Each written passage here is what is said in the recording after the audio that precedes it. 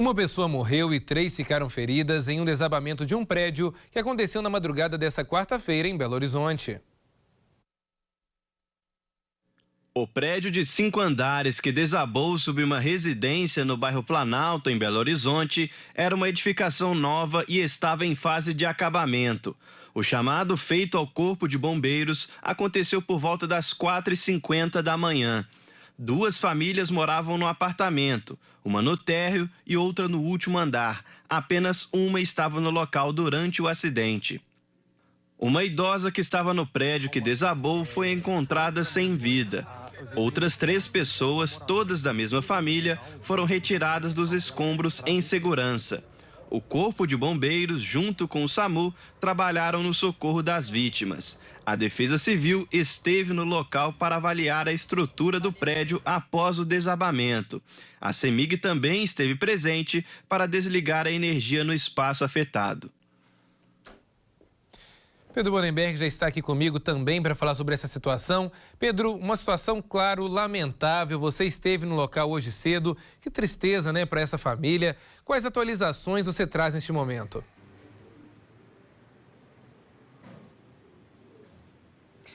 Olha, Elias, uma tristeza com certeza, viu?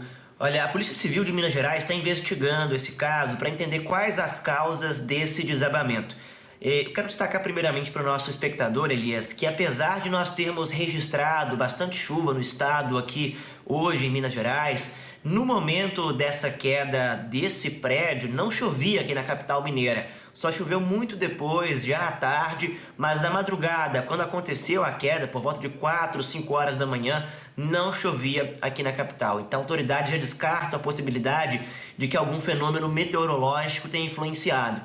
Tudo leva a crer, nesse momento, Elias, que são problemas construtivos desse local que levaram a esse desabamento. Nós vimos aí nessa reportagem, eram 4 pessoas que estavam nesse prédio, 3 delas ficaram feridas e uma, infelizmente, morreu nesse acidente. Olha, Elias, uma questão muito importante é que esse local tinha 5 andares. Só que apenas uma família estava no momento do desabamento dentro desse prédio. Eles estavam na cobertura desse edifício, o que foi fundamental para que as pessoas saíssem ainda com vida e que pudessem ser resgatadas, especialmente essas 3 que saíram com vida. Isso porque estar na cobertura fez com que poucos escombros caíssem sobre essas pessoas, o que facilitou muito o trabalho do Corpo de Bombeiros e, é claro, também fez com que elas tivessem que lidar com um peso menor de escombros e, por isso, também saíssem com vida 3 dessas pessoas. Quem morreu nesse caso foi uma idosa de pouco mais de 70 anos. As 4 pessoas, elas todas eram da mesma família.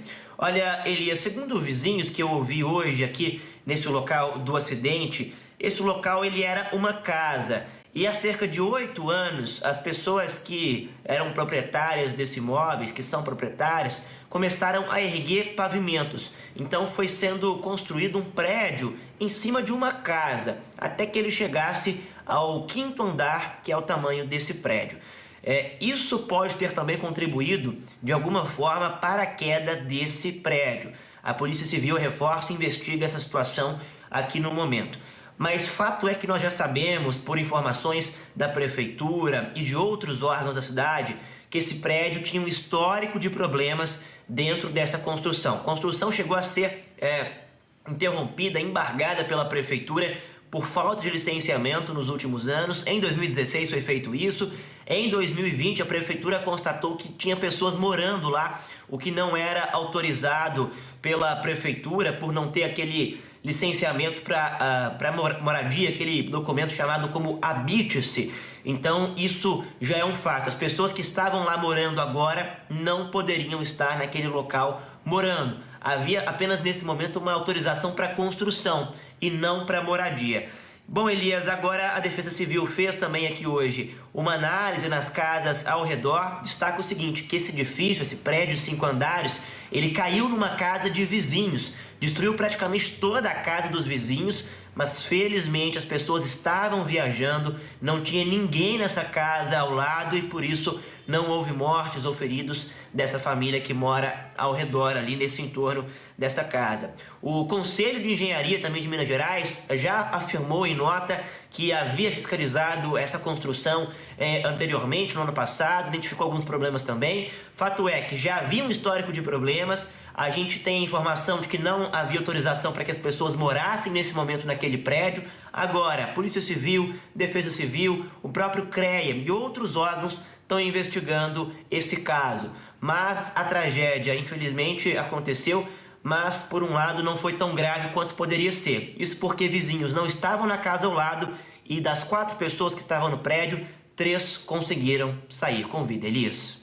Pois é, Pedro, sem dúvidas a vida é a mais importante. Infelizmente, uma pessoa acabou não resistindo aos ferimentos, mas nós temos aí também a questão material, não é verdade? Nós sabemos que com tanta desigualdade, com tanta dificuldade, hoje em dia, para você ter a sua casa própria, para você também ter os seus bens materiais, é uma luta absurda. A gente sabe das irregularidades, como você bem disse agora, mas também fica aí, um apelo para que as autoridades locais possam também olhar para essa família, dar algum tipo de suporte e apoio. Afinal de contas, esse apoio vai ser fundamental para que eles também consigam não apenas recuperar do trauma de ter perdido alguém querido, como também de ter perdido todo um processo aí realmente de construção e de bens materiais também, que muitas das vezes pessoas trabalham a vida toda para poder conquistar. Muito triste, Pedro. Agora, também mudando de assunto, indo para um outro acidente também em Minas Gerais. Esse acidente, inclusive, os dois, ganharam repercussão nacional. Um helicóptero também, onde estavam lideranças políticas, caiu na cidade de Engenheiro Caldas. Conta pra gente, Pedro.